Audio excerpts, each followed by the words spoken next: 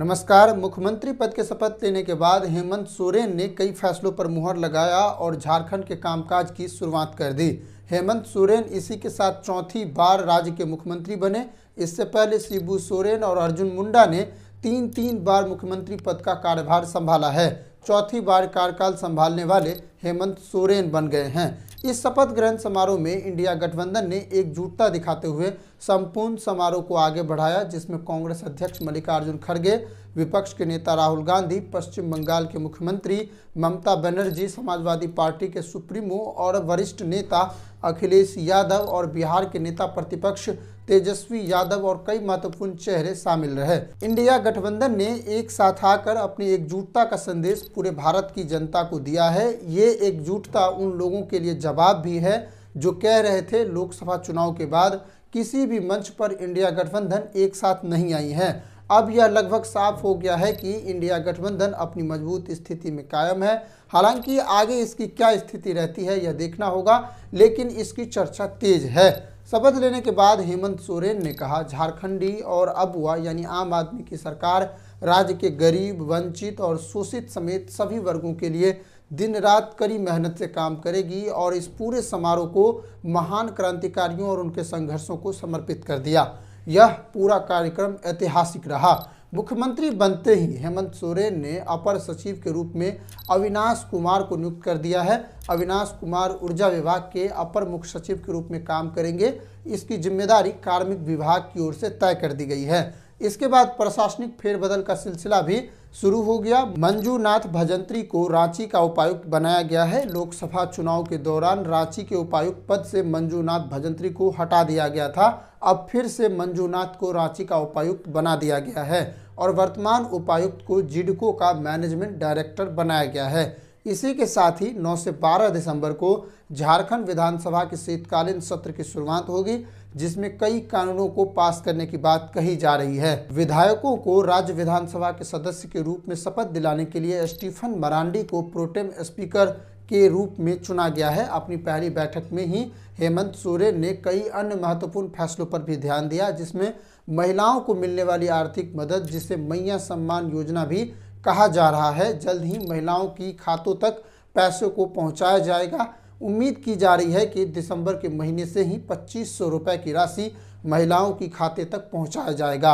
अपनी पहली बैठक में ही असम के चाय बागान में झारखंड के मजदूरों की स्थिति को समझने के लिए जांच कराने के आदेश दिए हैं। इसके बाद झारखंड पीएससी और झारखंड एसएससी की वैकेंसी के लिए 1 जनवरी 2025 से पहले कैलेंडर जारी की जाएगी, इसका भी निर्णय लिया गया है।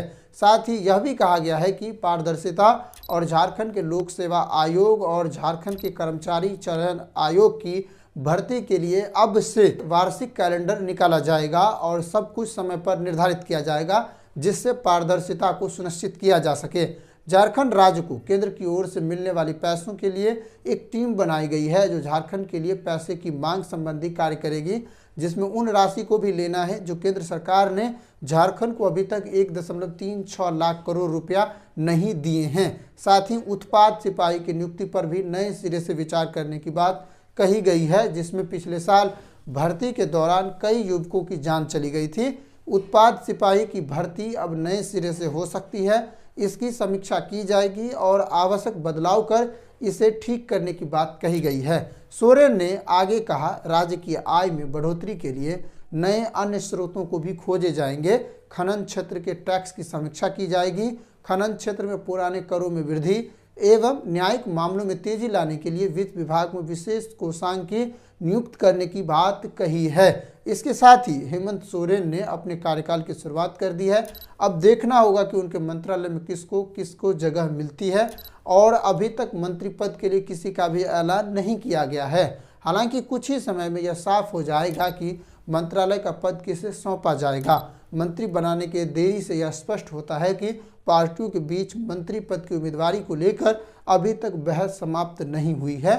अब यह देखना होगा कि परिणाम क्या रहते हैं, जनता की आकांक्षाओं पर कितना खरे उतरते हैं। हेमंत सोरेन ये सब की निगाहों पर अब अरे हैं। अब समय आ गया है कि राज्य की शिक्षा और स्वास्थ्य जैसी सुविधाओं पर भी विस्तार से काम की जाए, जिससे यह तय की जाएगी सरकार अपने राज्य के भविष्य के लिए कितना कदम उठाती है। हालांकि उत्पाद सिपाही भर्ती परीक्षा की समीक्षा होनी चाहिए थी। झारखंड पीएससी और झारखंड एसएससी जैसी परीक्षाओं के लिए वार्षिक कैलेंडर बहुत ही आवश्यक है और यह भी तय कर दिया जाएगी उनकी रिजल्ट और उनके एग्ज़ाम की तारीख कब कब की जाएगी। इसमें कोई फेरबदल नहीं किया जाएगा। अक्सर इसको टाल दिया जाता है। इसको लेकर भी व्यवस्था सुनिश्चित की जाए और विद्यार्थियों की तैयारी करने में मदद की जाए। इसी के साथ ही विद्यार्थियों को दी जाने वाली भत्ता पर भी बात की जाए, ताकि युवा अपने सहायता के साथ तैयारी कर सके और चयन के लिए तैयार हो सके। साथ ही राज्य के किसानों और राज्य के महिलाओं के लिए विशेष ध्यान दिया जाए, उनके सुरक्षाओं के लिए भी ध्यान किया जाए। इन सभी चीज़ों को ध्यान में रखकर अब नई सरकार आगे बढ़ रही है। हालांकि इन सभी चीज़ों पर कितना खरा उतरती है अब यह देखना होगा। अभी तक की स्थिति में हेमंत सोरेन अपने एक्शन मोड में नज़र आ रहे हैं। अब वो नए नए कानूनों और नए नए चीज़ों पर ध्यान दे रहे हैं। अब उनके साथ उनकी पत्नी भी है। हमें लगता है कि वो अधिक सुझाव देगी और अब झारखंड एक सुशासन के रूप में आगे बढ़ सकेगा। भ्रष्टाचार की कमी होगी और शिक्षा व्यवस्था और स्वास्थ्य जैसी व्यवस्था में भी बढ़ोतरी होगी। हालांकि इन सभी के बीच आप क्या सोचते हैं कि झारखंड की सरकार को किस तरफ आगे जाना चाहिए, उन्हें किस तरह काम करनी चाहिए? और अब आप उनसे सवाल करना शुरू कर दीजिए। अब आप उनसे पूछना शुरू कर दीजिए कि आप हमारे लिए कौन कौन से काम करने वाले हों।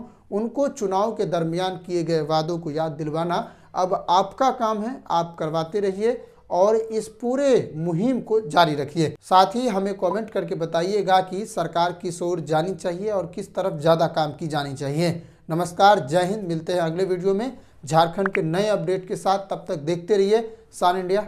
नमस्कार।